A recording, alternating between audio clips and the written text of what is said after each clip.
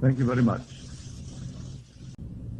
Tonight's subject is the secret of imagining. That is really the secret of God.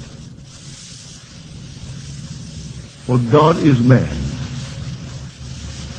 and exists in us, and we in him. The eternal body of man is the imagination, and that is God himself.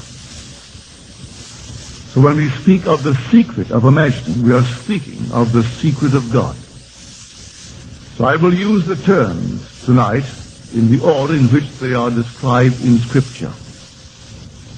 The secret of imagining is the greatest of all problems, to the solution of which everyone should aspire.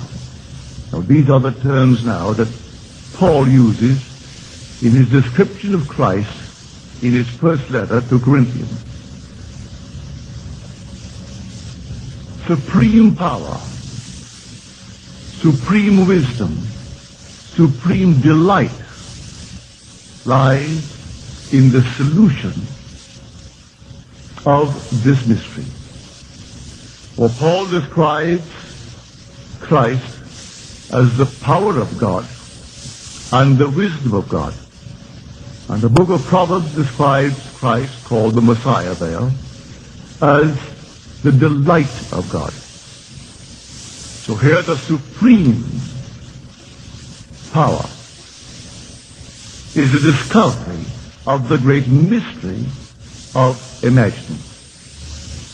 So tonight I hope I can add some light to this wonderful mystery, because if you find it, you will find the secret of God's creative activity.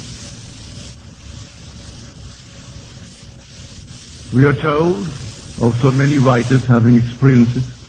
Take our late President Herbert Hoover. He said human history, its many forms of government,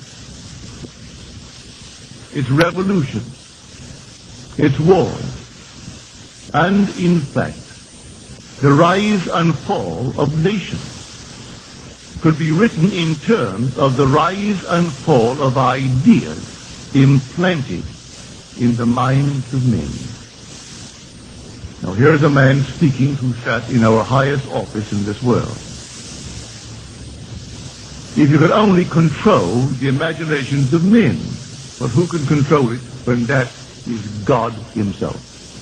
You are free to imagine anything in this world, and no power in the world can stop it if you persist in that imaginal activity.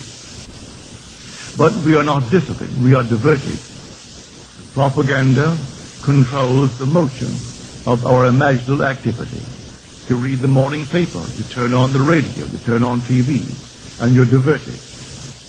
If you could only imagine the state desired, go to the very end, and dwell in the end as though it were true, and remain faithful to the end in a way that no one knows, it would objectify itself in your world. For objective reality is solely produced through imagining. That is God himself. So when I speak of imagining, I am speaking of the creative power of God. I am speaking of Christ. That is the creative power of God. That is the wisdom of God. That is the delight of God. Man, not knowing that, he thinks in terms of a person, not knowing that he himself is the person in whom God dwells. And he has to discover God within himself. When he discovers God within himself, he's still a person. But he discovers God as his own wonderful human imagination. That is God. And he discovers, if he observes what he's doing, that all of his imaginal activities do eventually become objective facts. But man's memory is so faulty, he can't quite relate his own imaginal activities to the harvest that he sees in his world that he's compelled to reap. Here is a very so-called wise man, wise in the use of the English tongue.